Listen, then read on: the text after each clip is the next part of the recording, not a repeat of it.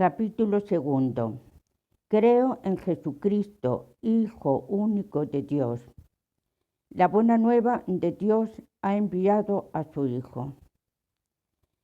Pero al llegar la plenitud de los tiempos, envió Dios a su Hijo, nacido de mujer, nacido bajo la ley, para rescatar a los que se hallaban bajo la ley, y para que recibiéramos la filiación adoptiva. He aquí la buena nueva de Jesucristo, Hijo de Dios. Dios ha visitado a su pueblo, ha cumplido las promesas hechas a Abraham, a su descendencia. Lo ha hecho más allá de toda expectativa. Él ha enviado a su Hijo amado. Nosotros creemos y confesamos que Jesús de Nazaret, nacido judío de una hija de Israel, en Belén, en el tiempo del rey Herodes el Grande y del emperador César Augusto, de oficio carpintero, muerto, crucificado en Jerusalén, bajo el procurador Poncio Pilato, durante el reinado del emperador Tiberio, es el Hijo eterno de Dios, hecho hombre, que ha salido de Dios, bajó del cielo, ha venido en carne, porque la palabra se hizo carne y puso su morada entre nosotros, y hemos visto su gloria, gloria que recibe del Padre como Hijo único, lleno de gracia, de verdad, pues de su plenitud hemos recibido todos gracia por gracia. Movidos por la gracia del Espíritu Santo y atraídos por el Padre, nosotros creemos y confesamos a propósito de Jesús: tú eres el Cristo, el Hijo de Dios vivo. Sobre la roca de esta fe confesada por San Pedro, Cristo ha construido su iglesia. Anunciar la inescrutable riqueza de Cristo. La transmisión de la fe cristiana es ante todo el anuncio de Jesucristo para llevar a la fe en Él.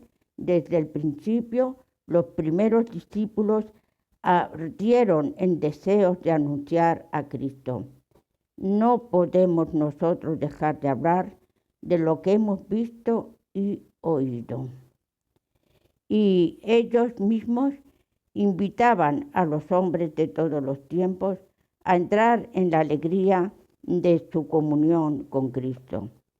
Lo que existía desde el principio, lo que hemos oído, lo que hemos visto con nuestros ojos, lo que contemplamos y tocamos nuestras manos acerca de la palabra de vida, pues la vida se manifestó y nosotros la hemos visto y damos testimonio y os anunciamos la vida eterna que estaba con el Padre y se nos manifestó. Lo que hemos visto y oído os lo anunciamos, para que también vosotros estéis en comunión con nosotros y nosotros estemos en comunión con el Padre, con el Hijo Jesucristo. Os escribimos esto para que vuestro gozo sea completo. En el centro de la catequesis, Cristo. En el centro de la catequesis encontramos esencialmente una persona, la de Jesús de Nazaret, unigénito del Padre, que ha sufrido, ha muerto por nosotros y que ahora resucitado vive para siempre con nosotros. Catequizar es descubrir en la persona de Cristo el designio eterno de Dios. Se trata de procurar comprender el significado de los gestos, de las palabras de Cristo, los signos realizados por Él mismo. El fin de la catequesis, conducir a la comunión con Jesucristo, Solo Él puede conducirnos al amor del Padre en el Espíritu y hacernos partícipes de la vida de la Santísima Trinidad. En la catequesis lo que se enseña es a Cristo, el Verbo encarnado e Hijo de Dios, y todo lo demás en referencia a Él. El único que enseña es Cristo, y cualquier otro lo hace en la medida en que es portavoz suyo, permitiendo que Cristo enseñe por su boca. Todo catequista debe poder aplicarse a sí mismo la misteriosa palabra de Jesús. Mi doctrina no es mía, sino del que me ha enviado. El que está llamado a enseñar a Cristo debe, por tanto, ante todo, buscar esta ganancia sublime, que es el conocimiento de Cristo. Es necesario aceptar perder todas las cosas para ganar a Cristo y ser hallado en Él y conocerle a Él, el poder de su resurrección y la comunión con sus padecimientos, hasta hacerme semejante a Él en su muerte, tratando de llegar a la resurrección de entre los muertos. De este conocimiento amoroso de Cristo es de donde brota el deseo de anunciarlo, de evangelizar y de llevar a otros al sí de la fe en Jesucristo, y al mismo tiempo de hacer sentir la necesidad de conocer siempre mejor esta fe. Con este fin, siguiendo el orden del símbolo de la fe, presentaremos en primer lugar los principales títulos de Jesús: Cristo, Hijo de Dios, Señor. Artículo 2. El símbolo confiesa a continuación los principales misterios de la vida de Cristo, los de su encarnación, artículo 3, los de su Pascua, artículo 4 y 5, y por último, los de su glorificación, artículos 6 y 7. Y artículo 2. Y en Jesucristo, su único Hijo, nuestro Señor. Jesús. Jesús quiere decir en hebreo, Dios salva. En el momento de la anunciación, el ángel Gabriel le dio como nombre propio el nombre de Jesús, que expresa a su vez su identidad y su misión, ya que quien puede perdonar pecados, sino solo Dios. Es Él quien en Jesús, su Hijo eterno, hecho hombre, salvará a su pueblo de sus pecados. En Jesús, Dios recapitula así toda la historia de la salvación en favor de los hombres. En la historia de la salvación, Dios no se ha contentado con librar a Israel de la casa de servidumbre, haciéndole salir de Egipto. Él lo salva además de su pecado, puesto que el pecado es siempre una ofensa hecha a Dios. Solo Él es quien puede absolverlo. Por eso es por lo que Israel, tomando cada vez más conciencia de la universalidad del pecado, ya no podrá buscar la salvación más que en la invocación del nombre de Dios Redentor. El nombre de Jesús significa que el nombre mismo de Dios está presente en la persona de su Hijo, hecho hombre para redención universal y definitiva de los pecados. Él es el nombre divino, el único que trae la salvación. Y de ahora en adelante puede ser invocado por todos porque ha unido a todos los hombres, porque ha unido a todos los hombres por la encarnación, de tal forma que no hay bajo el cielo otro nombre dado a los hombres por el que nosotros debamos salvarnos. El nombre de Dios Salvador era invocado una sola vez al año por el sumo sacerdote para expiación de los pecados de Israel, cuando había asperjado el propiciatorio del Santo de los Santos con la sangre del sacrificio. El propiciatorio era el lugar de la presencia de Dios. Cuando San Pablo dice de Jesús que Dios lo exhibió como instrumento de propiciación por su propia sangre, significa que en su humanidad estaba Dios reconciliando al mundo consigo. La resurrección de Jesús glorifica el nombre de Dios Salvador, porque de ahora en adelante el nombre de Jesús es el que manifiesta en plenitud el poder soberano del nombre que está sobre todo nombre. Los espíritus malignos temen su nombre. En su nombre los discípulos de Jesús hacen milagros, porque todo lo que pidan al Padre en su nombre, Él se lo concede. El nombre de Jesús está en el corazón de la plegaria cristiana.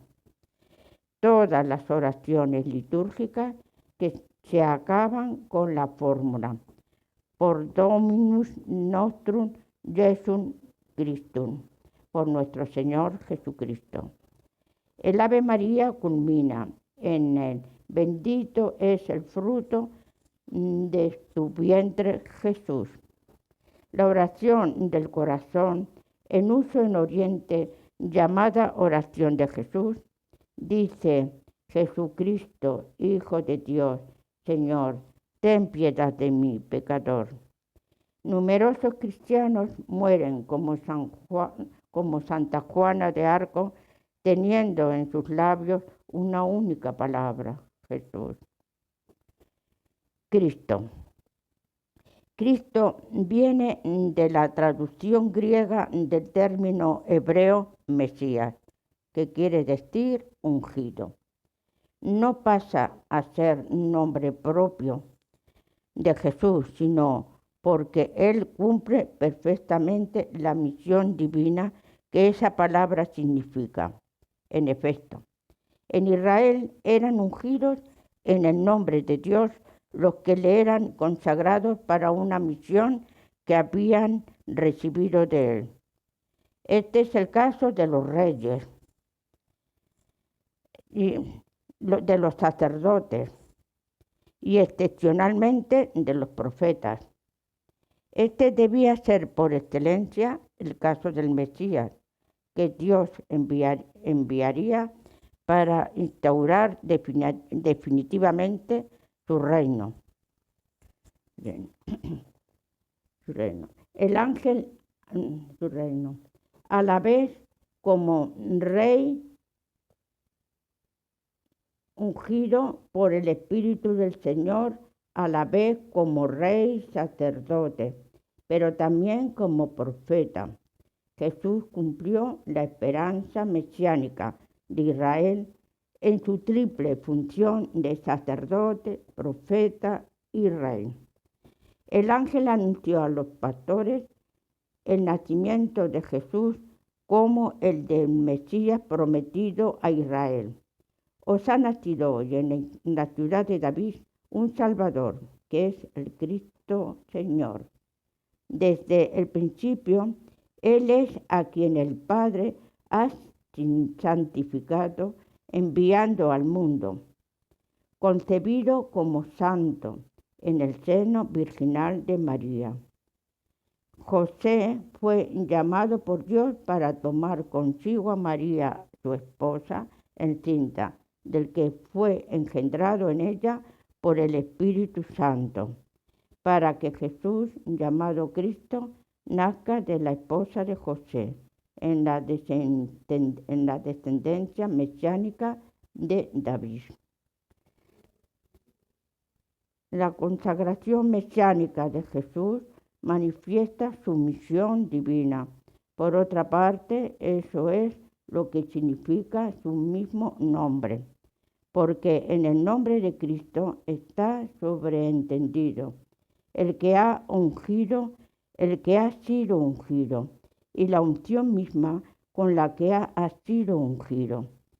Él es el que ha ungido es el Padre, el que ha sido ungido es el Hijo, y lo ha sido en el Espíritu, que es la unción.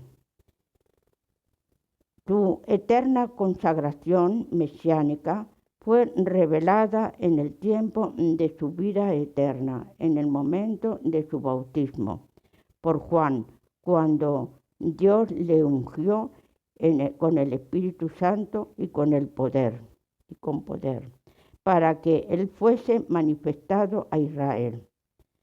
Como su Mesías, sus obras y sus palabras lo dieron a conocer como el Santo de Dios.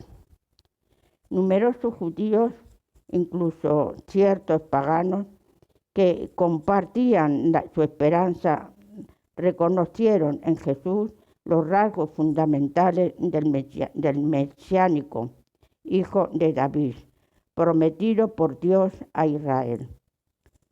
Jesús aceptó títulos de Mesías al cual tenía derecho, pero no sin reservas, porque una parte de sus contemporáneos lo comprendían según una concepción demasiado humana, esencialmente política. Jesús acogió la confesión de fe de Pedro, que le reconocía como el Mesías, anunciándole la próxima pasión del Hijo del Hombre. Reveló el auténtico contenido de su realeza mesiánica en la identidad trascendente del Hijo del Hombre, que ha bajado del cielo, a la vez que en su misión redentora como siervo sufriente, el Hijo del Hombre no ha venido a ser servido, sino a servir y dar su vida como rescate por muchos. Por esta razón, el verdadero sentido de su realeza no se ha manifestado más que desde lo alto de la cruz. Solamente después de su resurrección, su realeza mesiánica podrá ser proclamada por Pedro ante el pueblo de Dios.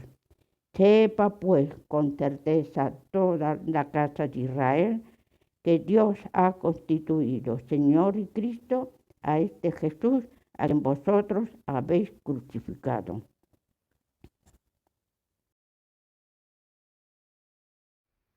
Hijo único de Dios. Hijo de Dios. En el Antiguo Testamento es un título dado a los ángeles, al pueblo elegido, a los hijos de Israel y a sus reyes. Significa entonces una filiación adoptiva que establece entre Dios y su criatura unas relaciones de una intimidad particular. Cuando el rey Mesías prometido es llamado Hijo de Dios, Sal no implica necesariamente, según el sentido literal de estos textos, que más que humano. Lo que designaron así a Jesús en cuanto a Mesías de Israel, quizá no quisieran decir nada más. No ocurre así con Pedro cuando confiesa a Jesús como el Cristo, el Hijo de Dios vivo, porque Jesús le responde con solemnidad: No te ha revelado esto ni la carne ni la sangre, sino mi Padre que está en los cielos. Paralelamente, Pablo dirá a propósito de su conversión en el camino de Damasco: Cuando aquel que me separó desde el seno de mi madre y me llamó para su gracia, tuvo a bien revelar en mí a su Hijo para que le anunciase entre los gentiles. Y enseguida se puso a predicar Jesús en las sinagogas, que él era el Hijo de Dios. Este será desde el principio el centro de la fe apostólica, profesada en primer lugar por Pedro como cimiento de la Iglesia. Si Pedro pudo reconocer el carácter trascendente de la filiación divina de Jesús Mesías, es porque éste lo dejó entender claramente. Ante el Sanedrín, a la pregunta de sus acusadores, entonces, ¿tú eres el Hijo de Dios? Jesús ha respondido, vosotros lo decís, yo soy. Ya mucho antes, él se designó como el Hijo que conoce al Padre, que es distinto de los siervos que Dios envió ante de su pueblo, superior a los propios ángeles. Distinguió su filiación de la de sus discípulos, no diciendo jamás nuestro Padre, salvo para ordenarle, vosotros, pues, orad así, Padre nuestro, y subrayó esta distinción, mi Padre y vuestro Padre. Los evangelios narran en dos momentos solemnes el bautismo y la transfiguración de Cristo, que la voz del Padre lo designa como su Hijo amado. Jesús se designa a sí mismo como el Hijo único de Dios y afirma mediante este título su preexistencia eterna. Pide la fe en el nombre del Hijo único de Dios. Esta confesión cristiana aparece ya en las exclamaciones del centurión delante de Jesús en la cruz. Verdaderamente este hombre era Hijo de Dios, porque es solemnemente en el misterio pascual donde el creyente puede alcanzar el sentido pleno del título, Hijo de Dios. Después de la resurrección, su filiación divina aparece en el poder de su humanidad glorificada, constituido Hijo de Dios con poder, según el Espíritu de Santidad, por su resurrección de entre los muertos. Los apóstoles podrán confesar, hemos visto su gloria, gloria que recibe del Padre como Hijo único, lleno de gracia y de verdad.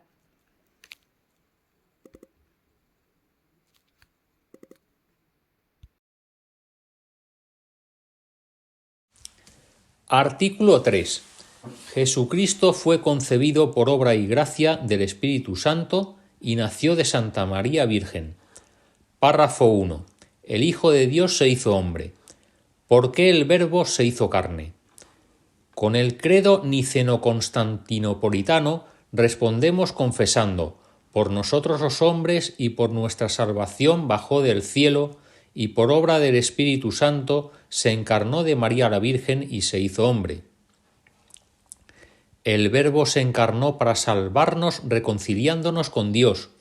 Dios nos amó y nos envió a su Hijo como propiciación por nuestros pecados. El Padre envió a su Hijo para ser Salvador del mundo.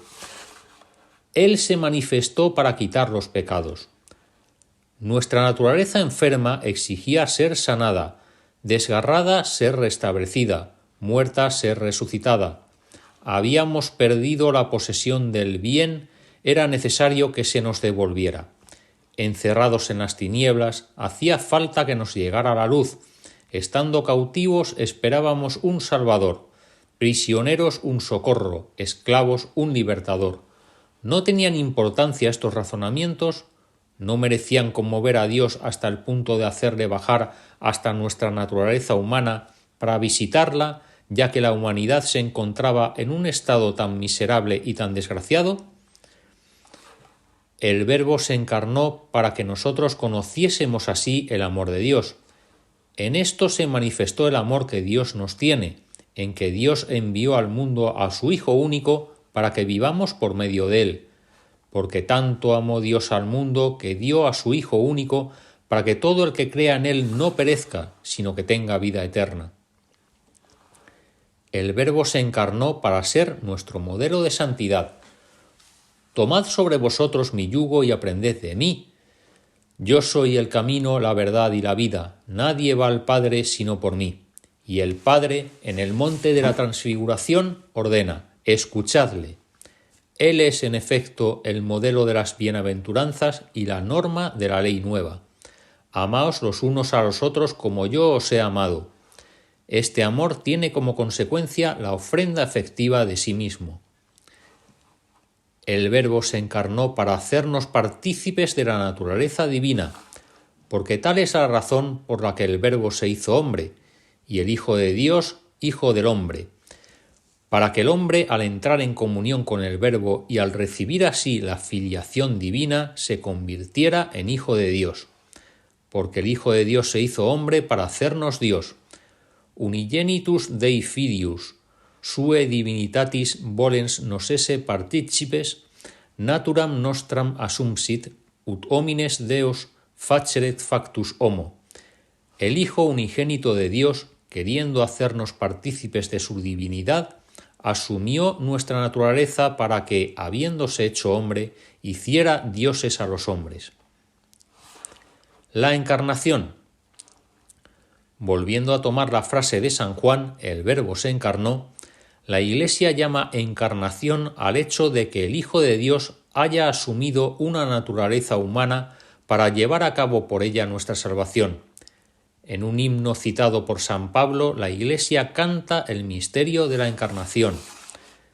Tened entre vosotros los mismos sentimientos que tuvo Cristo, el cual, siendo de condición divina, no retuvo ávidamente el ser igual a Dios, sino que se despojó de sí mismo tomando condición de siervo, haciéndose semejante a los hombres y apareciendo en su porte como hombre, y se humilló a sí mismo, obedeciendo hasta la muerte y muerte de cruz.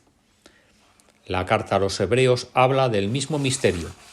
Por eso, al entrar en este mundo, Cristo dice: «No quisiste sacrificio y oblación, pero me has formado un cuerpo. Holocaustos y sacrificios por el pecado no te agradaron. Entonces dije: he aquí que vengo a hacer, oh Dios, tu voluntad». La fe en la verdadera encarnación del Hijo de Dios es el signo distintivo de la fe cristiana. Podréis conocer en esto el Espíritu de Dios. Todo espíritu que confiesa a Jesucristo venido en carne es de Dios. Esa es la alegre convicción de la Iglesia desde sus comienzos cuando canta el gran misterio de la piedad. Él ha sido manifestado en la carne. Verdadero Dios y verdadero hombre. El acontecimiento único y totalmente singular de la encarnación del Hijo de Dios no significa que Jesucristo sea en parte Dios y en parte hombre, ni que sea el resultado de una mezcla confusa entre lo divino y lo humano. Él se hizo verdaderamente hombre sin dejar de ser verdaderamente Dios. Jesucristo es verdadero Dios y verdadero hombre. La Iglesia debió defender y aclarar esta verdad de fe durante los primeros siglos frente a unas herejías que la falseaban. Las primeras herejías negaron menos la divinidad de Jesucristo que su humanidad verdadera, docetismo gnóstico. Desde la época apostólica la fe cristiana insistió en la verdadera encarnación del Hijo de Dios venido en carne. Pero desde el siglo III la Iglesia tuvo que afirmar frente a Pablo de Samosata en un concilio reunido en Antioquía que Jesucristo es Hijo de Dios por naturaleza y no por adopción.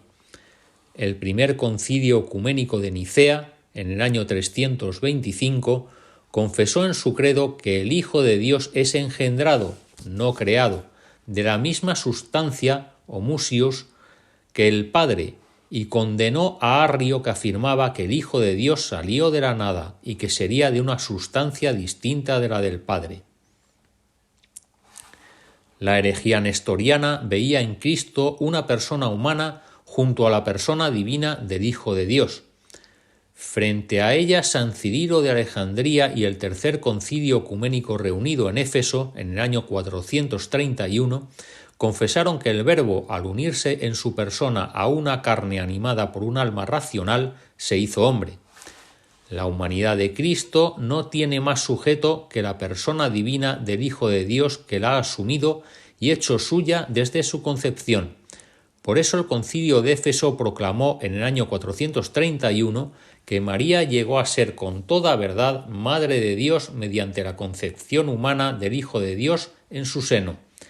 Madre de Dios no porque el Verbo de Dios haya tomado de ella su naturaleza divina, sino porque es de ella de quien él tiene el cuerpo sagrado dotado de un alma racional unido a la persona del Verbo, de quien se dice que el Verbo nació según la carne. Los monofisitas afirmaban que la naturaleza humana había dejado de existir como tal en Cristo al ser asumida por su persona divina de Hijo de Dios. Enfrentado a esta herejía, el Cuarto Concilio Ecuménico en Calcedonia confesó en el año 451: siguiendo pues a los santos padres, enseñamos unánimemente que hay que confesar a un solo y mismo Hijo y Señor nuestro Jesucristo, perfecto en la divinidad y perfecto en la humanidad, verdaderamente Dios y verdaderamente hombre, compuesto de alma racional y cuerpo, consustancial con el Padre según la divinidad y consustancial con nosotros según la humanidad, en todo semejante a nosotros excepto en el pecado, nacido del Padre antes de todos los siglos según la divinidad, y por nosotros y por nuestra salvación, nacido en los últimos tiempos de la Virgen María, la Madre de Dios según la humanidad. Se ha de reconocer a un solo y mismo Cristo Señor, Hijo único en dos naturalezas, sin confusión, sin cambio, sin división, sin separación. La diferencia de naturalezas de ningún modo queda suprimida por su unión, sino que quedan a salvo las propiedades de cada una de las naturalezas y confluyen en un solo sujeto y en una sola persona. Después del Concilio de Calcedonia, algunos concibieron la naturaleza humana de Cristo como una especie de sujeto personal. Contra estos, el Quinto Concilio Ecuménico en Constantinopla, en el año 553, confesó a propósito de Cristo: no hay más que una sola hipóstasis o persona, que es nuestro Señor Jesucristo, uno de la Trinidad.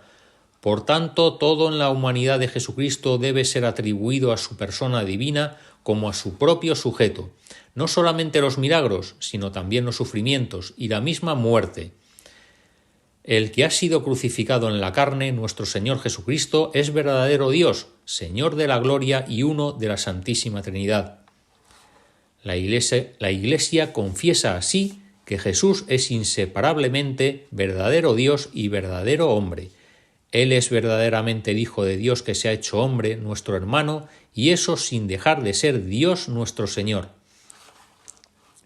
Id quod fuit remansit et quod non fuit assumpsit. Permaneció en lo que era y asumió lo que no era, canta la liturgia romana. Y la liturgia de San Juan Crisóstomo proclama y canta: oh Hijo único y Verbo de Dios, siendo inmortal te has dignado por nuestra salvación encarnarte en la Santa Madre de Dios y siempre Virgen María, sin mutación te has hecho hombre y has sido crucificado. Oh Cristo Dios, que por tu muerte has aplastado la muerte, que eres uno de la Santa Trinidad, glorificado con el Padre y el Santo Espíritu, sálvanos. ¿Cómo es hombre el Hijo de Dios? Puesto que en la unión misteriosa de la Encarnación la naturaleza humana ha sido asumida, no absorbida, la Iglesia ha llegado a confesar con el correr de los siglos la plena realidad del alma humana con sus operaciones de inteligencia y de voluntad y del cuerpo humano de Cristo. Pero paralelamente ha tenido que recordar en cada ocasión que la naturaleza humana de Cristo pertenece propiamente a la persona divina del Hijo de Dios que la ha asumido. Todo lo que es y hace en ella pertenece a uno de la Trinidad. El Hijo de Dios comunica, pues, a su humanidad su propio modo personal de existir en la Trinidad. Así, en su alma como en su cuerpo, Cristo expresa humanamente las costumbres divinas de la Trinidad. El Hijo de Dios trabajó con manos de hombre, pensó con inteligencia de hombre, obró con voluntad de hombre, amó con corazón de hombre. Nacido de la Virgen María, se hizo verdaderamente uno de nosotros, en todo semejante a nosotros, excepto en el pecado. El alma y el conocimiento humano de Cristo. Apolinar de la Odisea afirmaba que en Cristo el Verbo había sustituido al alma o al espíritu. Contra este error, la Iglesia confesó que el Hijo Eterno asumió también un alma racional humana. Este alma humana que el Hijo de Dios asumió está dotada de un verdadero conocimiento humano.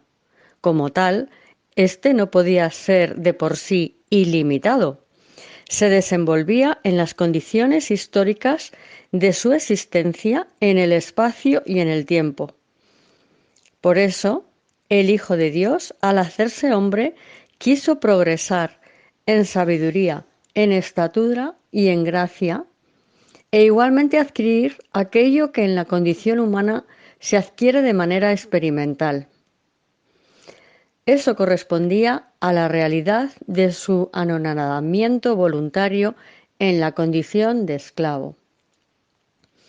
Pero al mismo tiempo, este conocimiento verdaderamente humano del Hijo de Dios expresaba la vida divina de su persona. La naturaleza humana del Hijo de Dios, no por ella misma, sino por su unión con el Verbo, conocía y manifestaba en ella todo lo que conviene a Dios. Esto sucede ante todo en lo que se refiere al conocimiento íntimo e inmediato que el Hijo de Dios hecho hombre tiene de su Padre. El Hijo, en su conocimiento humano, demostraba también la penetración divina que tenía de los pensamientos secretos del corazón de los hombres. Debido a su unión con la sabiduría divina en la persona del Verbo encarnado, el conocimiento humano de Cristo gozaba en plenitud de la ciencia de los designios eternos que había venido a revelar. Lo que reconoce ignorar en este campo, declara en otro lugar no tener misión de revelarlo. La voluntad humana de Cristo. De manera paralela, la Iglesia confesó en el Sexto Concilio Ecuménico que Cristo posee dos voluntades y dos operaciones naturales, divinas y humanas, no opuestas, sino cooperantes, de forma que el Verbo hecho carne, en su obediencia al Padre, ha querido humanamente todo lo que ha decidido divinamente con el Padre y el Espíritu Santo para nuestra salvación. La voluntad humana de Cristo sigue a su voluntad divina, sin hacerle resistencia ni oposición, sino todo lo contrario, estando subordinada a esta voluntad omnipotente. El verdadero cuerpo de Cristo. Como el Verbo se hizo carne asumiendo una verdadera humanidad, el cuerpo de Cristo era limitado. Por eso se puede, entre comillas, pintar la faz humana de Jesús. En el Séptimo Concilio Ecuménico, la Iglesia reconoció que es legítima su representación en imágenes sagradas. Al mismo tiempo, la Iglesia siempre ha admitido que en el cuerpo de Jesús, Dios, que era invisible en su naturaleza, se hace visible. Prefacio de Navidad. En efecto, las particularidades individuales del cuerpo de Cristo expresan la persona divina del Hijo de Dios. Él ha hecho suyos los rasgos de su propio cuerpo humano hasta el punto de que, pintados en una imagen sagrada, pueden ser venerados porque el creyente que venera su imagen venera a la persona representada en ella. El corazón del Verbo encarnado.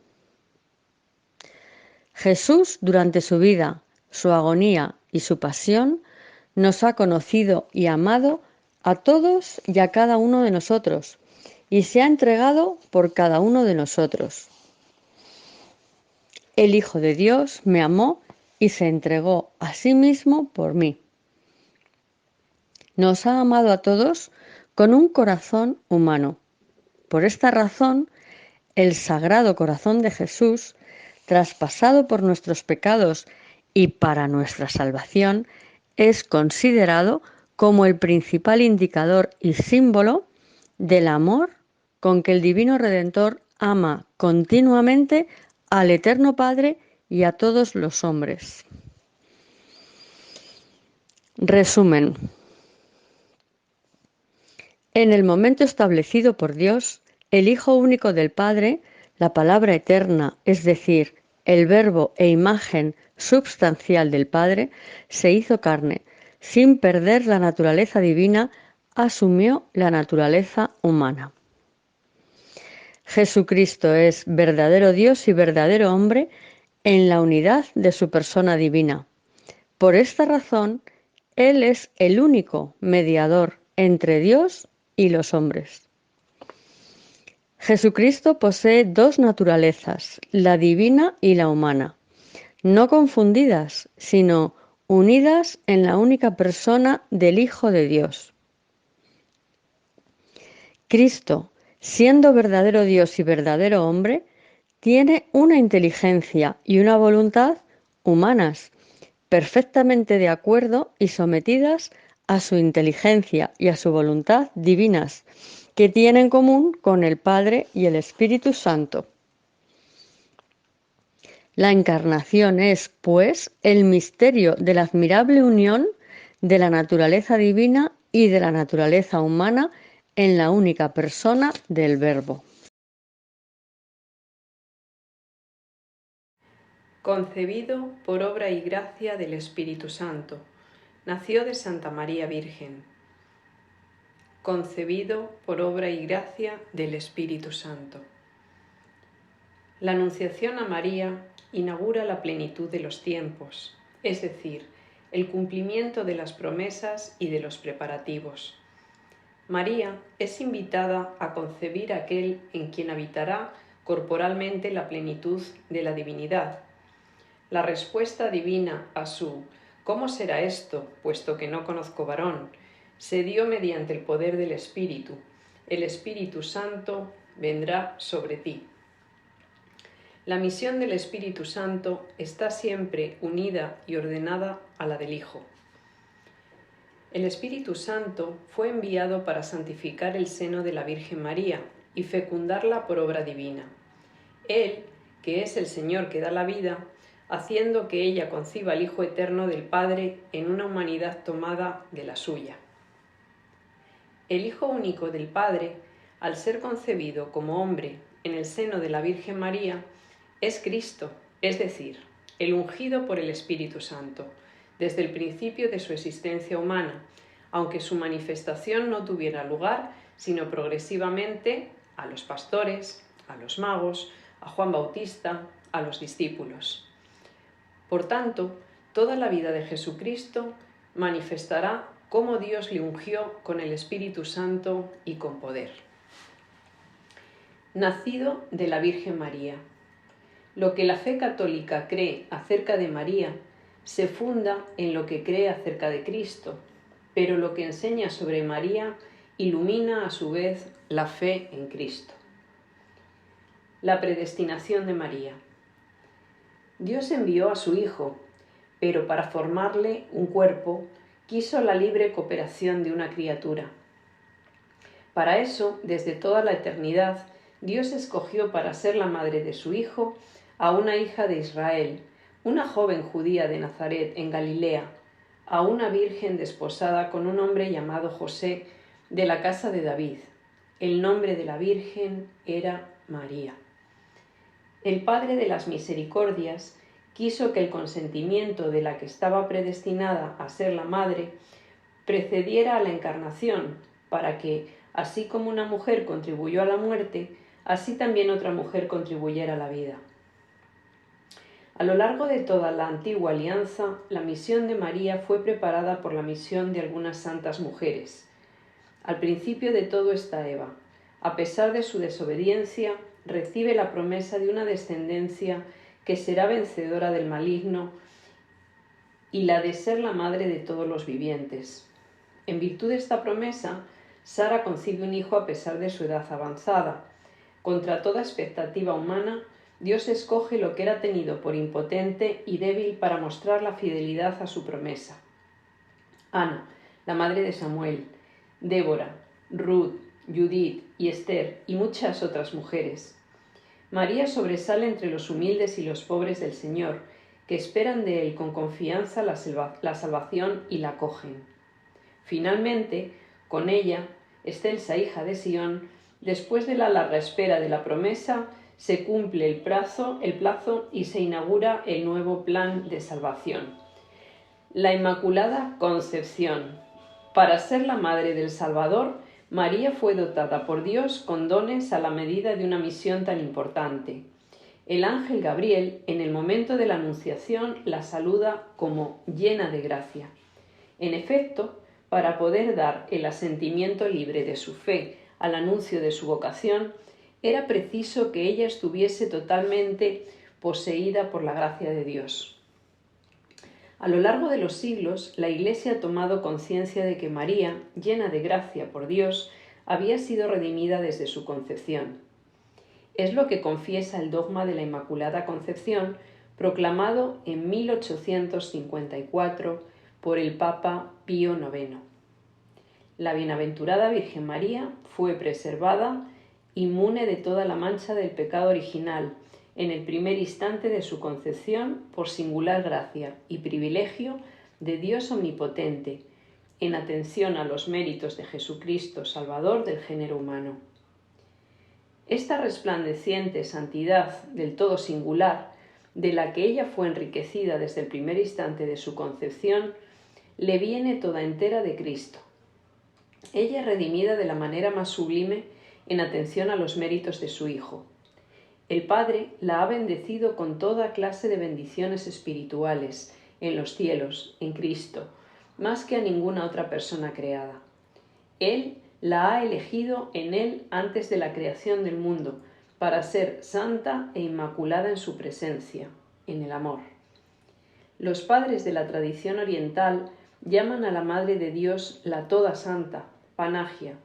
La celebran como inmune de toda mancha de pecado y como plasmada por el Espíritu Santo y hecha una nueva criatura. Por la gracia de Dios, María ha permanecido pura de todo pecado personal a lo largo de toda su vida. Hágase en mí según tu palabra. Al anuncio de que ella dará luz al Hijo del Altísimo, sin conocer varón, por la virtud del Espíritu Santo, María respondió por la obediencia de la fe, segura de que nada hay imposible para Dios. He aquí la esclava del Señor, hágase en mí según tu palabra. Así, dando su consentimiento a la palabra de Dios, María llegó a ser madre de Jesús y aceptando de todo corazón la voluntad divina de salvación, sin que ningún pecado se lo impidiera, se entregó a sí misma por entero a la persona y a la obra de su Hijo, para servir en su dependencia y con él, por la gracia de Dios, al misterio de la redención. Ella, en efecto, como dice San Ireneo, por su obediencia fue causa de la salvación propia y de la de todo el género humano. Por eso, no pocos padres antiguos, en su predicación, coincidieron con él en afirmar: el nudo de la desobediencia de Eva lo desató la obediencia de María. Lo que ató la Virgen Eva por su falta de fe, lo desató la Virgen María por su fe. Comparándola con Eva, llaman a María Madre de los vivientes y afirman con mayor frecuencia: la muerte vino por Eva, la vida por María. La virginidad de María. Desde las primeras formulaciones de la fe, la Iglesia ha confesado que Jesús fue concebido en el seno de la Virgen María únicamente por el poder del Espíritu Santo, afirmando también el aspecto corporal de este suceso. Jesús fue concebido absque semine es Spiritus Sancto, esto es, sin elemento humano, por obra del Espíritu Santo. Los padres ven en la concepción virginal el signo de que es verdaderamente el Hijo de Dios el que ha venido en una humanidad como la nuestra. Así, San Ignacio de Antioquía: ¿estáis firmemente convencidos acerca de que nuestro Señor es verdaderamente de la raza de David según la carne, Hijo de Dios según la voluntad y el poder de Dios, nacido verdaderamente de una virgen, fue verdaderamente clavado por nosotros en su carne bajo Poncio Pilato, padeció verdaderamente como también resucitó verdaderamente? Los relatos evangélicos presentan la concepción virginal como una obra divina que sobrepasa toda comprensión y toda posibilidad humanas. Lo concebido en ella viene del Espíritu Santo, dice el ángel a José a propósito de María, su desposada. La Iglesia ve en ello el cumplimiento de la promesa divina hecha por el profeta Isaías. He aquí que la Virgen concebirá y dará a luz un hijo. A veces ha desconcertado el silencio del Evangelio de San Marcos y de las cartas del Nuevo Testamento sobre la concepción virginal de María. También se ha podido plantear si no se trataría en este caso de leyendas o de construcciones teológicas sin pretensiones históricas, a lo cual hay que responder. La fe en la concepción virginal de Jesús ha encontrado viva oposición, burlas o incomprensión por parte de los no creyentes, judíos y paganos. No ha tenido su origen en la mitología pagana ni en una adaptación de las ideas de su tiempo. El sentido de este misterio no es accesible más que a la fe que lo ve en ese nexo que reúne entre sí a los misterios, dentro del conjunto de los misterios de Cristo, desde su encarnación hasta su Pascua. San Ignacio de Antioquía da ya testimonio de este vínculo. El príncipe de este mundo ignoró la virginidad de María y su parto, así como la muerte del Señor. 3 misterios resonantes que se realizaron en el silencio de Dios. María, la siempre Virgen.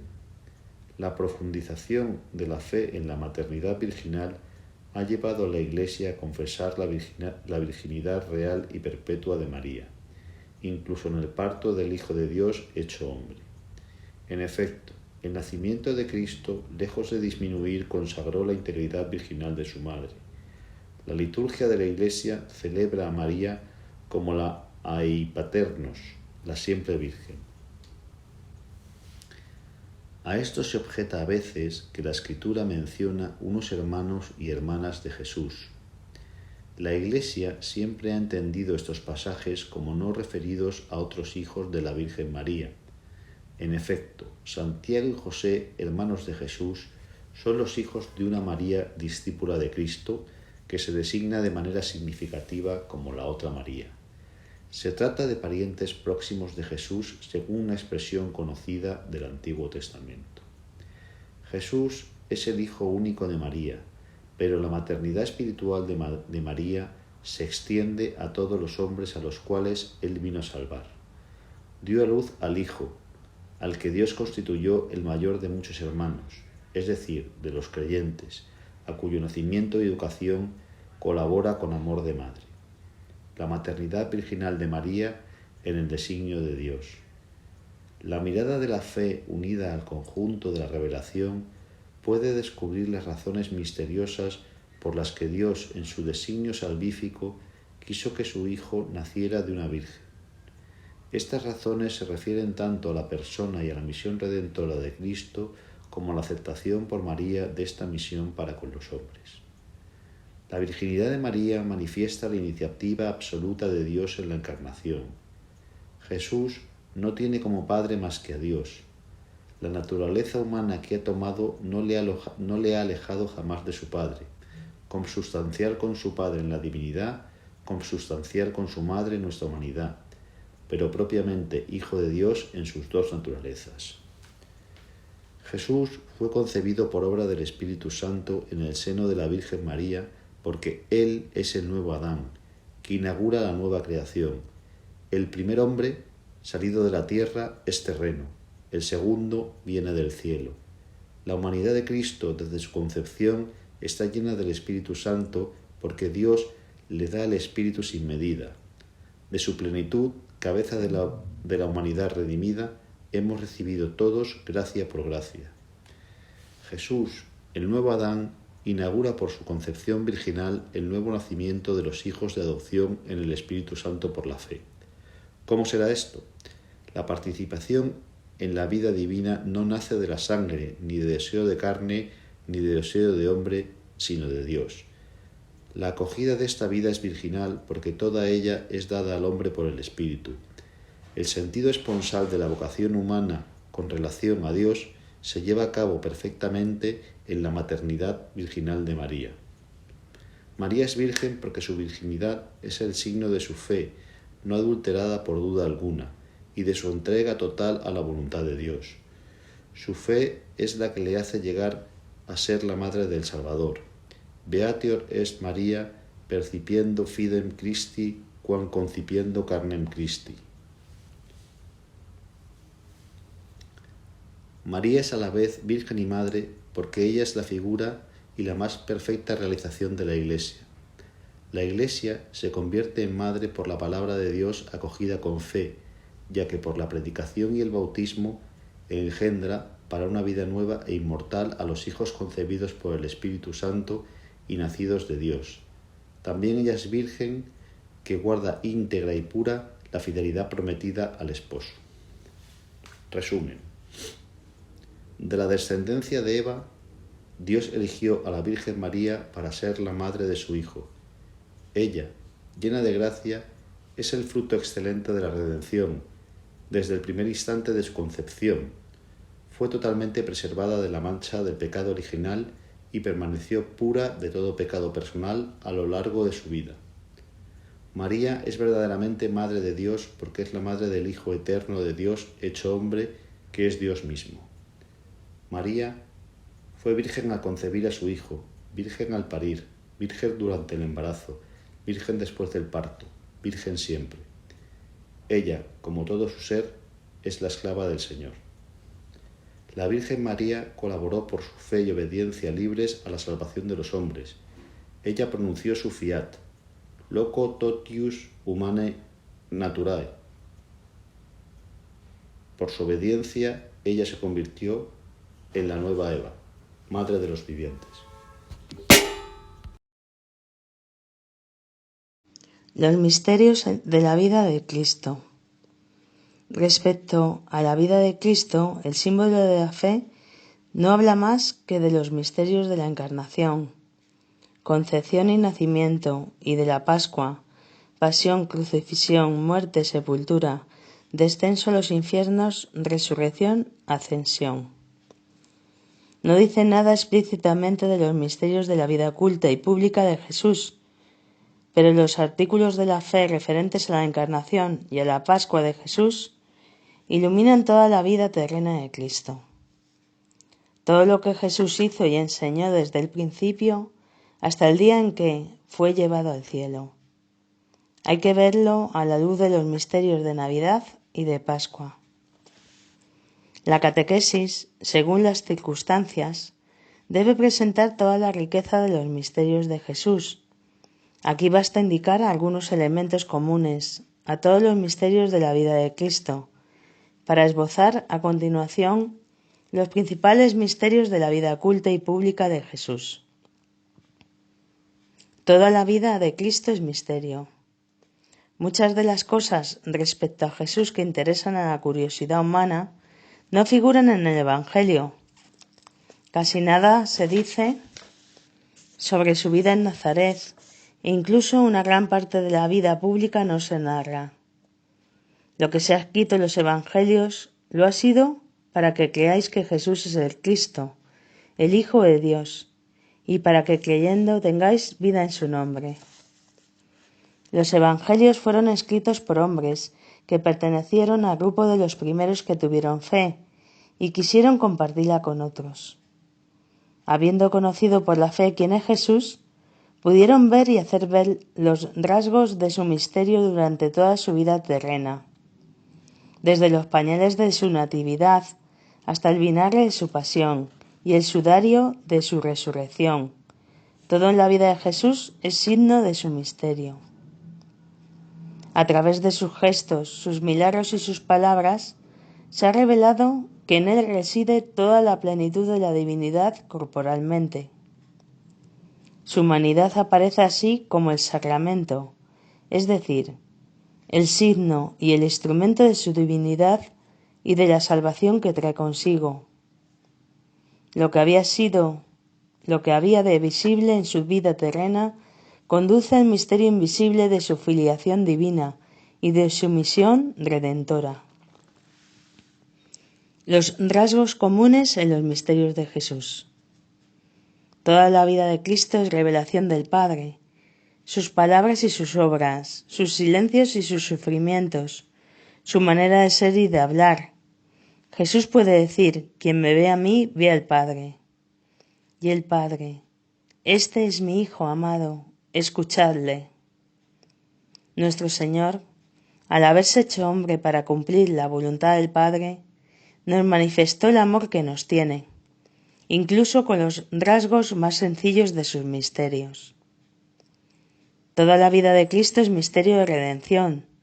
La redención nos viene ante todo por la sangre de la cruz, pero este misterio está actuando en toda la vida de Cristo, ya en su encarnación, porque haciéndose pobre nos enriquece con su pobreza, en su vida oculta, donde repara nuestra insumisión mediante su sometimiento, en su palabra, que purifica a sus oyentes, en sus curaciones y en sus exorcismos, por los cuales Él tomó nuestras flaquezas y cargó con nuestras enfermedades, en su resurrección, por medio de la cual nos justifica. Toda la vida de Cristo es misterio de recapitulación. Todo lo que Jesús hizo, dijo y sufrió tuvo como finalidad restablecer al hombre caído en su vocación primera. Cuando se encarnó y se hizo hombre, recapituló en sí mismo la larga historia de la humanidad, procurándonos en su propia historia la salvación de todos. De suerte que lo que perdimos en Adán, es decir, el ser imagen y semejanza de Dios, lo recuperamos en Cristo Jesús. Por lo demás, esta es la razón por la cual Cristo ha vivido todas las edades de la vida humana, devolviendo así a todos los hombres la comunión con Dios. Nuestra comunión en los misterios de Jesús. Toda la riqueza de Cristo es para todo hombre y constituye el bien de cada uno. Cristo no vivió su vida para sí mismo, sino para nosotros desde su encarnación, por nosotros los hombres y por nuestra salvación, hasta su muerte por nuestros pecados, y en su resurrección para nuestra justificación. Todavía ahora es nuestro abogado cerca del Padre, estando siempre vivo para interceder en nuestro favor. Con todo lo que vivió y sufrió por nosotros de una vez por todas, permanece presente para siempre, ante el acatamiento de Dios en favor nuestro. Toda su vida Jesús se muestra como nuestro modelo. Él es el hombre perfecto, que nos invita a ser discípulos y a seguirle. Con su anonadamiento nos ha dado un ejemplo que imitar. Con su oración atrae a la oración. Con su pobreza llama a aceptar libremente la privación y las persecuciones. Todo lo que Cristo vivió hace que podamos vivirlo en Él y que Él lo viva en nosotros. El Hijo de Dios, con su encarnación, se ha unido en cierto modo con todo hombre. Estamos llamados a no ser más que una sola cosa con Él. Nos hace comulgar en cuanto miembros de su cuerpo en lo que Él vivió en su carne por nosotros y como modelo nuestro. Debemos continuar y cumplir en nosotros los estados y misterios de Jesús y pedirle con frecuencia que lo realice y lleve la plenitud en nosotros y en toda su Iglesia. Porque el Hijo de Dios tiene el designio de hacer participar y de extender y continuar sus misterios en nosotros y en toda su Iglesia por las gracias que Él quiere comunicarnos y por los efectos que quiere obrar en nosotros gracias a estos misterios. Y por este medio quiere cumplirlos en nosotros.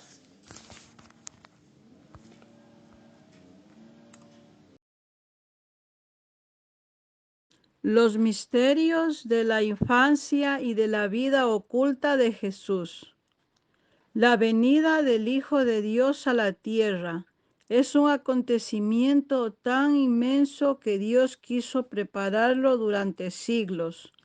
Ritos y sacrificios, figuras y símbolos de la primera alianza.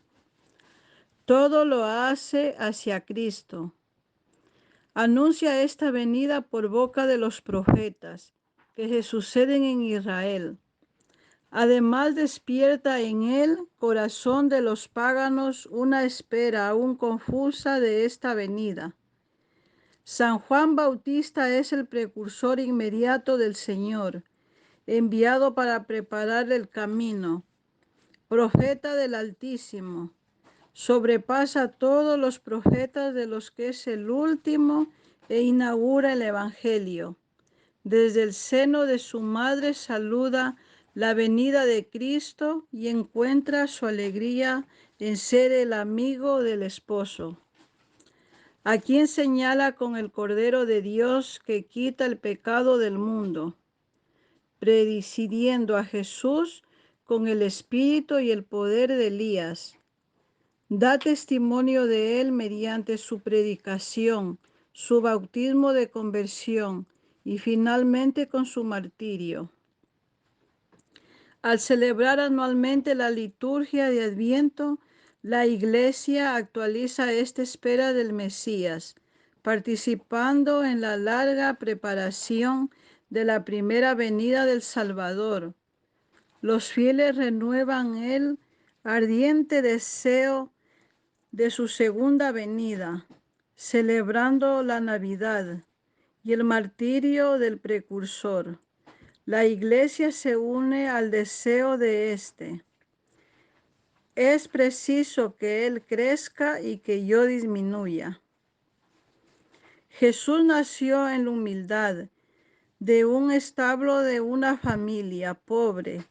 Unos sencillos pastores son los primeros testigos del acontecimiento.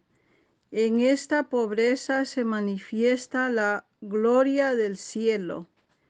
La Iglesia no se cansa de cantar la gloria de esta noche.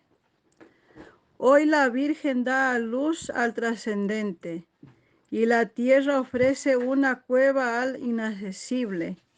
Los ángeles y los pastores le alaban. Los magos caminan con la estrella, porque ha nacido por nosotros, niño pequeñito, el Dios de antes de los siglos. Hacerse niño con la relación a Dios es la condición para estar en el reino. Para eso es necesario bajarse, hacerse pequeño. Más todavía, es necesario hacerse de lo alto, nacer de Dios, para hacerse hijos de Dios. El misterio de Navidad se realiza en nosotros cuando Cristo toma forma en nosotros. Navidad es el misterio de este admirable intercambio. El creador del género humano, cuerpo y alma, nace de una virgen y hecho hombre sin concurso de varón. Nos dará parte en su divinidad. La circuncisión de Jesús al 8º día de su nacimiento es señal de su inserción de la descendencia de Abraham en el pueblo, de la alianza de su sometimiento a la ley y de su consagración al culto de Israel. En él participará durante toda su vida. Este signo prefigura la circuncisión de Cristo, que es el bautismo. La Epifanía es la manifestación de Jesús como Mesías de Israel, Hijo de Dios y Salvador del mundo. Con el bautismo de Jesús en el Jordán y las bodas de Caná. La Epifanía celebra la adoración de Jesús por unos magos venidos de Oriente. Estos magos representantes de religiones paganas, de pueblos vecinos. El Evangelio ve las primicias de las naciones que acogen por la encarnación la buena nueva de la salvación. la llegada de los magos a Jerusalén para rendir homenaje al rey de los judíos. Los magos a Jerusalén muestran que buscan en Israel a la luz mesiánica de estrella de David, al que será el rey de las naciones. Su venida significa que los gentiles no pueden descubrir a Jesús y adorarle como Hijo de Dios y Salvador del mundo, sino volviéndose hacia los judíos y recibiendo de ellos su promesa mesiánica tal como está contenida en el Antiguo Testamento. La Epifanía manifiesta que la multitud de los gentiles entra en la familia de los patriarcas. Adquiere la israelita la presentación de Jesús en el templo. Lo muestra como el primogénito que pertenece al Señor. Con Simeón y Ana, toda la expectación de Israel es la que viene al encuentro de su salvación, su Salvador. Jesús es reconocido como el Mesías tan esperado, luz de las naciones y gloria de Israel, pero también signo de contradicción. La espada de dolor predicha María, anuncia otra oblación perfecta y única, la de la cruz, que dará la salvación que Dios ha preparado ante todos los pueblos. La huida a Egipto, la matanza de los inocentes, manifiesta la oposición de las tinieblas a la luz. Vino a su casa y los suyos no lo recibieron. Toda la vida de Cristo estará bajo el signo de la persecución.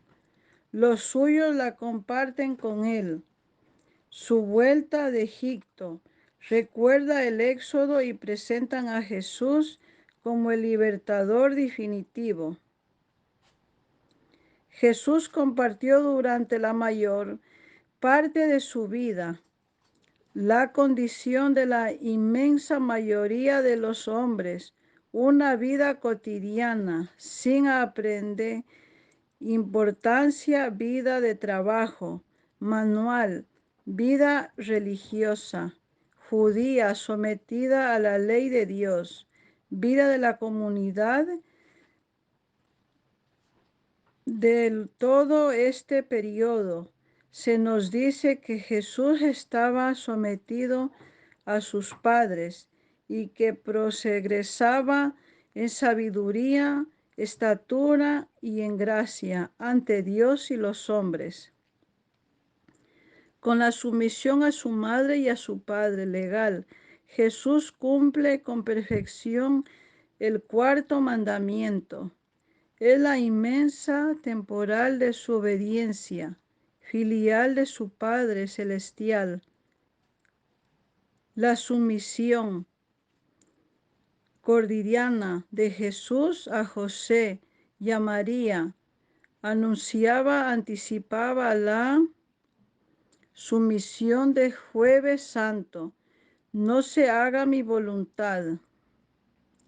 La obediencia de Cristo en esto cotidiano de la vida oculta inauguraba ya la obra de restauración de los que la obediencia de Adán había destruido.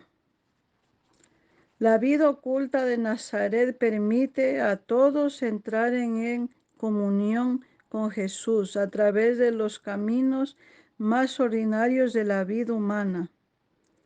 Nazaret es la escuela donde empieza a entenderse la vida de Jesús. Es la escuela donde se inicia el conocimiento de su evangelio. Su primera lección es el silencio. ¿Cómo desearíamos que se renovara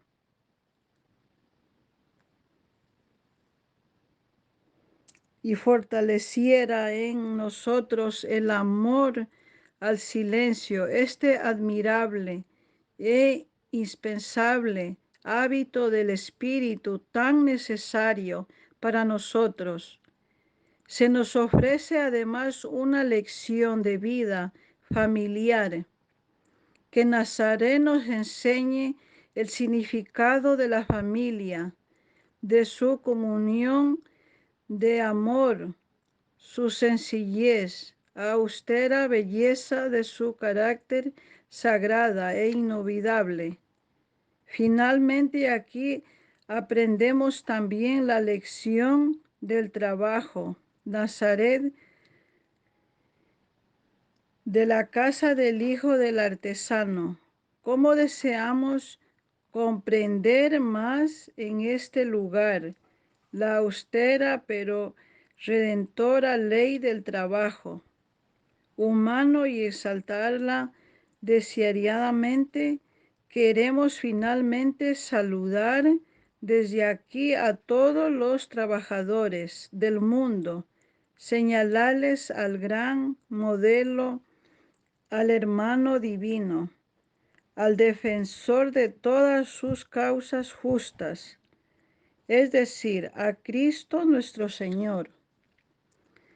El hallazgo de Jesús en el templo es el único suceso que rompe el silencio de los evangelios sobre los años ocultos de Jesús. Jesús deja entrever en ello el misterio de su consagración total a una misión derivada de su filiación divina. ¿No sabías que debo a los asuntos de mi Padre? María y José no comprendieron esta palabra, pero la acogieron en la fe, y María conservaba cuidadosamente todas las cosas en su corazón. A lo largo de todos los años en que Jesús permaneció oculto en el silencio de una vida ordinaria.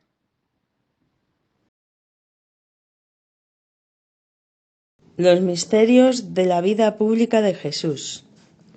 El bautismo de Jesús.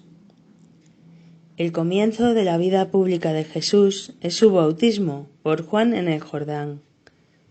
Juan proclamaba un bautismo de conversión para el perdón de los pecados. Una multitud de pecadores, publicanos y soldados, fariseos y saduceos y prostitutas vienen a hacerse bautizar por él. Entonces aparece Jesús. El bautista duda. Jesús insiste y recibe el bautismo. Entonces el Espíritu Santo en forma de paloma viene sobre Jesús y la voz del cielo proclama que Él es mi Hijo amado. Es la manifestación, epifanía de Jesús como Mesías de Israel e Hijo de Dios.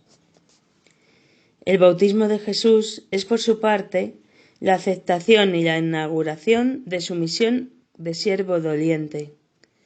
Se deja contar entre los pecadores. Es ya el Cordero de Dios que quita el pecado del mundo. Anticipa ya el bautismo de su muerte sangrienta. Viene ya a cumplir toda justicia, es decir, se somete enteramente a la voluntad de su Padre.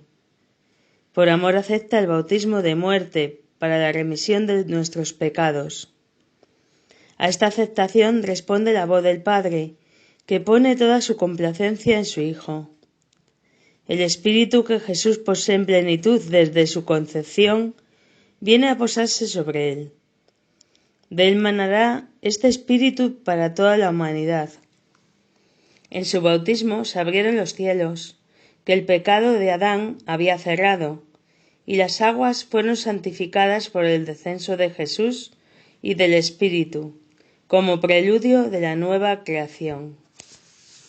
Por el bautismo, el cristiano se asimila sacramentalmente a Jesús, que anticipa en su bautismo su muerte y su resurrección. Debe entrar en este misterio de rebajamiento humilde y de arrepentimiento, descender al agua con Jesús, para subir con él, renacer del agua y del Espíritu, para convertirse en hijo amado del Padre, y vivir una vida nueva. Enterrémonos con Cristo por el bautismo, para resucitar con Él. Descendamos con Él para ser ascendidos con Él. Ascendamos con Él para ser glorificados con Él. Todo lo que aconteció en Cristo nos enseña que después del baño de agua, el Espíritu Santo descienda sobre nosotros desde el alto del cielo, y que adoptados por la voz del Padre, llegamos a ser hijos de Dios. Las tentaciones de Jesús. Los evangelios hablan de un tiempo de soledad de Jesús en el desierto, inmediatamente después de su bautismo por Juan. Impulsado por el Espíritu al desierto, Jesús permanece allí sin comer durante 40 días. Vive entre los animales y los ángeles le servían. Al final de este tiempo, Satanás le tienta 3 veces, tratando de poner a prueba su actitud filial hacia Dios. Jesús rechaza estos ataques que recapitulan las tentaciones de Adán en el paraíso y las de Israel en el desierto, y el diablo se aleja de él hasta el tiempo determinado. Los evangelistas indican el sentido salvífico de este acontecimiento misterioso. Jesús es el nuevo Adán que permaneció fiel, allí donde el primero sucumbió a la tentación. Jesús cumplió perfectamente la vocación de Israel, al contrario de los que anteriormente provocaron a Dios durante 40 años por el desierto. Cristo se revela como el siervo de Dios totalmente obediente a la voluntad divina. En esto Jesús es vencedor del diablo. Él ha atado al hombre fuerte para despojarle de lo que se había apropiado. La victoria de Jesús en el desierto sobre el tentador es un anticipo de la victoria de la pasión, suprema obediencia de su amor filial al Padre. La tentación de Jesús manifiesta la manera que tiene de ser Mesías, el Hijo de Dios, en oposición a la que le propone Satanás y a la que los hombres le quieren atribuir. Por eso Cristo ha vencido al tentador en beneficio nuestro, pues no tenemos un sumo sacerdote que no pueda compadecerse de nuestras flaquezas, sino probado en todo igual que nosotros, excepto en el pecado. La Iglesia se une todos los años durante los 40 días de Cuaresma al misterio de Jesús en el desierto. El reino de Dios está cerca. Después que Juan fue preso, marchó Jesús a Galilea y proclamaba la buena nueva de Dios. El tiempo se ha cumplido y el reino de Dios está cerca. Convertíos y creed en la buena nueva. Cristo, por tanto, para hacer la voluntad del Padre, inauguró en la tierra el reino de los cielos. Pues bien, la voluntad del Padre es elevar a los hombres a la participación de la vida divina. Lo hace reuniendo a los hombres en torno a su Hijo Jesucristo. Esta reunión es la Iglesia, que es sobre la tierra el germen y el comienzo de este reino. Cristo es el corazón mismo de esta reunión de los hombres, como familia de Dios. Los convoca en torno a Él por su palabra, por sus señales que manifiestan el reino de Dios, por el envío de sus discípulos. Sobre todo, Él realizará la venida de su reino por medio del gran misterio de su Pascua. Su muerte en la cruz y su resurrección. Cuando yo sea levantado de la tierra, atraeré a todos hacia mí. A esta unión con Cristo están llamados todos los hombres. El anuncio del reino de Dios. Todos los hombres están llamados a entrar en el reino, anunciado en primer lugar a los hijos de Israel. Este reino mesiánico está destinado a acoger a los hombres de todas las naciones. Para entrar en él es necesario acoger la palabra de Dios. Para entrar en él es necesario acoger la palabra de Jesús. La palabra de Dios se compara a una semilla sembrada en el campo. Los que escuchan con fe y se unen al pequeño rebaño de Cristo han acogido el reino. Después la semilla por sí misma germina y crece hasta el tiempo de la siega. El reino pertenece a los pobres y a los pequeños, es decir, a los que acogen con un corazón humilde. Jesús fue enviado para anunciar la buena nueva a los pobres. Los declara bienaventurados, porque de ellos es el reino de los cielos. A los pequeños es a quienes el Padre se ha dignado revelar las cosas que ha ocultado a los sabios y prudentes. Jesús, desde el pesebre hasta la cruz, comparte la vida de los pobres, conoce el hambre, la sed y la privación. Aún más, se identifica con los pobres de todas clases y hace del amor activo hacia ellos la condición para entrar en su reino. Jesús invita a los pecadores al banquete del reino. No he venido a llamar a justos, sino a pecadores. Les invita a la conversión, sin la cual no se puede entrar en el reino, pero les muestra de palabra y con hechos la misericordia sin límites de su Padre hacia ellos, y la inmensa alegría en el cielo por un solo pecador que se convierta. La prueba suprema de este amor será el sacrificio de su propia vida para remisión de los pecados. Jesús llama a entrar en el reino a través de las parábolas, rasgo típico de su enseñanza. Por medio de ellas invita al banquete del reino, pero exige también una lección radical para alcanzar el reino. Es necesario darlo todo. Las palabras no bastan, hacen falta obras. Las parábolas son como un espejo y para el hombre acoge la palabra como un suelo duro o como una buena tierra. ¿Qué hace con los talentos recibidos? Jesús y la presencia del reino en este mundo están secretamente en el corazón de las parábolas. Es preciso entrar en el reino, es decir, hacerse discípulo de Cristo para conocer los misterios del reino de los cielos. Para los que están fuera, la enseñanza de las parábolas es algo enigmático. Los signos del reino de Dios. Jesús acompaña sus palabras con numerosos milagros, prodigios y signos que manifiestan que el reino está presente en él. Ellos atestiguan que Jesús es el Mesías anunciado. Los signos que lleva a cabo Jesús testimonian que el Padre le ha enviado. Invitan a creer en Jesús. Concede lo que le pide a los que acuden a él con fe. Por tanto, los milagros fortalecen la fe en aquel que hace las obras de su Padre. Estas testimonian que Él es Hijo de Dios, pero también pueden ser ocasión de escándalo. No pretenden satisfacer la curiosidad ni los deseos mágicos. A pesar de tan evidentes milagros, Jesús es rechazado por algunos. Incluso se le acusa de obrar movido por los demonios.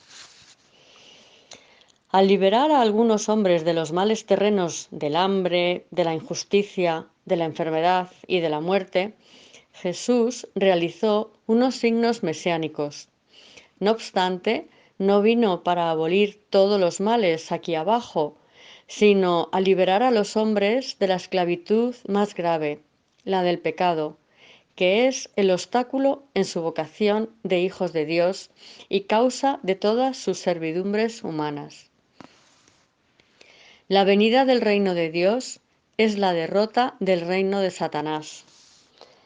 Pero si por el Espíritu de Dios expulso yo los demonios, es que ha llegado a vosotros el reino de Dios, se nos dice en Mateo. Los exorcismos de Jesús liberan a los hombres del dominio de los demonios. Anticipan la gran victoria de Jesús sobre el príncipe de este mundo. Por la cruz de Cristo será definitivamente establecido el reino de Dios. Dios reinó desde el madero de la cruz. Las llaves del reino. Desde el comienzo de su vida pública, Jesús eligió unos hombres, en número de 12, para estar con él y participar en su misión. Les hizo partícipes de su autoridad y los envió a proclamar el reino de Dios y a curar. Ellos permanecen para siempre asociados al reino de Cristo, porque por medio de ellos dirige su Iglesia. Yo por mi parte dispongo el reino para vosotros, como mi Padre lo dispuso para mí, para que comáis y bebáis a mi mesa en mi reino, y os sentéis sobre tronos para juzgar a las 12 tribus de Israel. Se nos dice en el Evangelio de Lucas. En el colegio de los 12, Simón Pedro ocupa el primer lugar. Jesús le confía una misión única. Gracias a una revelación del Padre, Pedro había confesado: Tú eres el Cristo, el Hijo de Dios vivo.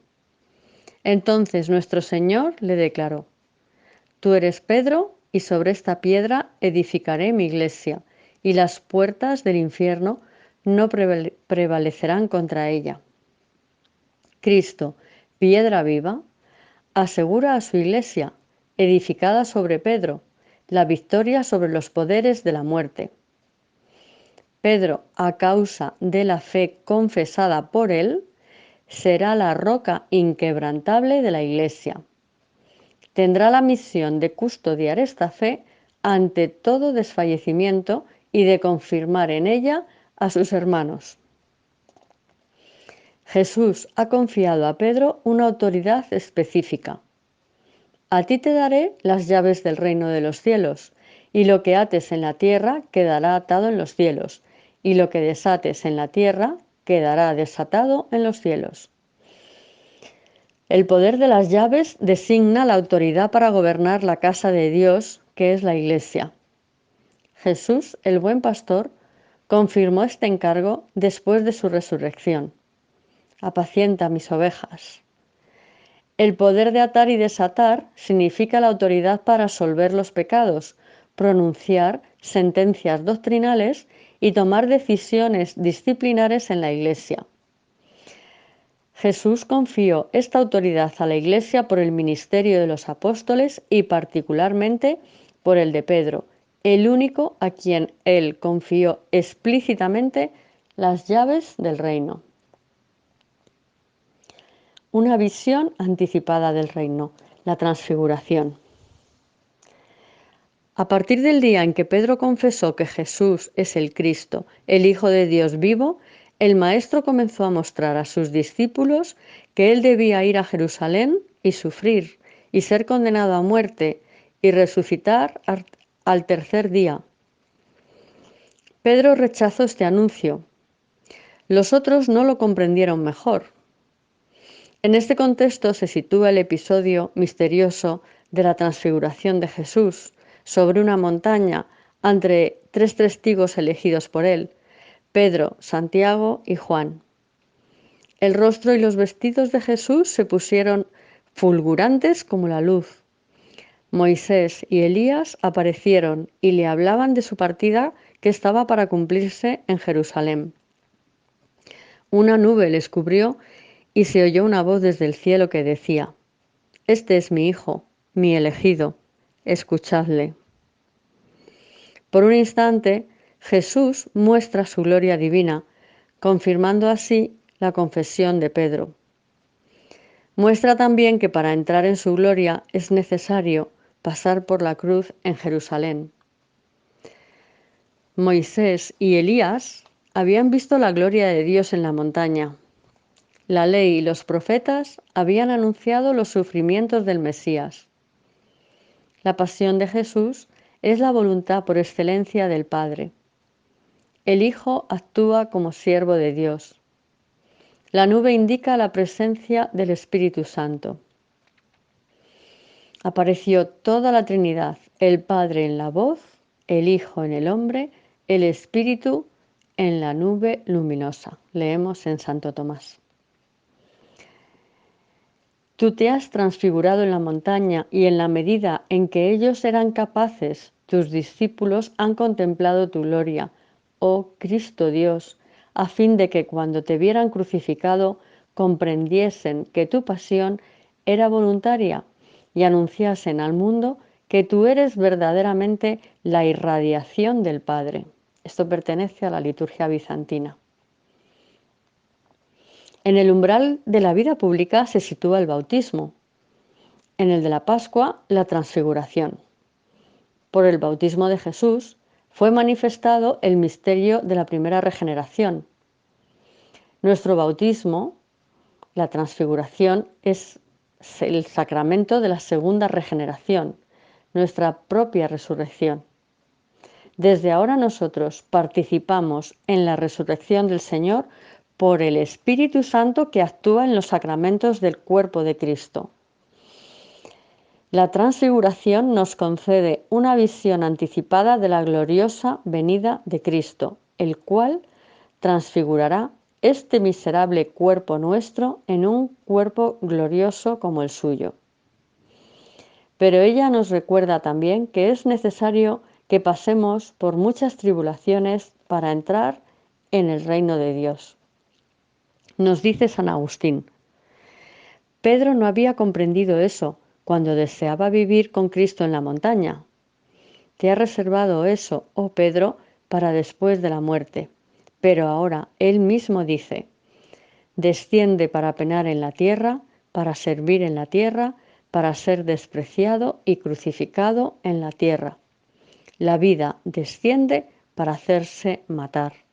El pan desciende para tener hambre. El camino desciende para fatigarse andando. La fuente desciende para sentir la sed. ¿Y tú vas a negarte a sufrir? La subida de Jesús a Jerusalén. Como se iban cumpliendo los días de su asunción, él se afirmó en su voluntad de ir a Jerusalén. Por esta decisión manifestaba que subía a Jerusalén dispuesto a morir. En 3 ocasiones había repetido el anuncio de su pasión y de su resurrección. Al dirigirse a Jerusalén dice: no cabe que un profeta perezca fuera de Jerusalén. Jerusalén recuerda el martirio de los profetas que habían sido muertos en Jerusalén. Sin embargo, persiste en llamar a Jerusalén a reunirse en torno a él. ¿Cuántas veces he querido reunir a tus hijos como una gallina reúne a sus pollos bajo las alas y no habéis querido? Cuando está a la vista de Jerusalén, llora sobre ella y expresa una vez más el deseo de su corazón. Si también tú conocieras en este día el mensaje de paz, pero ahora está oculto a tus ojos. Entrada mesiánica de Jesús en Jerusalén. ¿Cómo va a acoger Jerusalén a su Mesías? Jesús rehuyó siempre las tentativas populares de hacerle rey, pero elige el momento y prepara los detalles de su entrada mesiánica en la ciudad de David, su padre. Es aclamado como hijo de David el que trae la salvación. Hosana quiere decir sálvanos, danos la salvación. Pues bien, el Rey de la Gloria entra en su ciudad montado en un asno. No conquista a la hija de Sión, figura de su iglesia, ni por la astucia ni por la violencia, sino por la humildad que da testimonio de la verdad. Por eso, los súbditos de su reino aquel día fueron los niños y los pobres de Dios, que le aclamaban como los ángeles, lo anunciaron a los pastores. Su aclamación, bendito el que viene en el nombre del Señor, ha sido recogida por la Iglesia en el Santux de la liturgia eucarística para introducir al memorial de la Pascua del Señor. La entrada de Jesús en Jerusalén manifiesta la venida del reino que el Rey Mesías llevará a cabo mediante la Pascua de su muerte y de su resurrección. Con su celebración, el Domingo de Ramos, la liturgia de la Iglesia abre la Semana Santa. La vida entera de Cristo fue una continua enseñanza, su silencio, sus milagros, sus gestos, su oración, su amor al hombre, su predilección por los pequeños y los pobres, la aceptación total del sacrificio en la cruz por la salvación del mundo, su resurrección, son la actuación de su palabra y el cumplimiento de la revelación. Los discípulos de Cristo deben asemejarse a Él hasta que Él crezca y se forme en ellos. Por eso somos integrados en los misterios de su vida. Con Él estamos identificados, muertos y resucitados hasta que reinemos con Él. Pastor o mago, nadie puede alcanzar a Dios aquí abajo sino arrodillándose ante el pesebre de Belén y adorando a Dios escondido en la debilidad de un niño. Por su sumisión a María y a José, así como por su humilde trabajo durante largos años en Nazaret, Jesús nos da el ejemplo de la santidad en la vida cotidiana, de la familia y del trabajo. Desde el comienzo de su vida pública, en su bautismo, Jesús es el siervo, enteramente consagrado a la obra redentora que llevará a cabo en el bautismo de su pasión. La tentación en el desierto muestra a Jesús humilde Mesías que triunfa de Satanás mediante su total adhesión al designio de salvación querido por el Padre. El reino de los cielos ha sido inaugurado en la tierra por Cristo, se manifiesta a los hombres en las palabras, en las obras y en la presencia de Cristo. La Iglesia es el germen y el comienzo de este reino. Sus llaves son confiadas a Pedro. La transfiguración de Cristo tiene por finalidad fortalecer la fe de los apóstoles ante la proximidad de la pasión. La subida a un monte alto prepara la subida al Calvario. Cristo, cabeza de la Iglesia, manifiesta lo que su cuerpo contiene e irradia en los sacramentos, la esperanza de la gloria.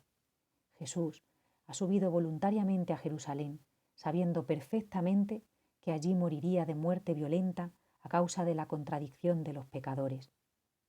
La entrada de Jesús en Jerusalén manifiesta la venida del reino que el Rey Mesías, recibido en su ciudad por los niños y por los humildes de corazón, va a llevar a cabo por la Pascua de su muerte y de su resurrección.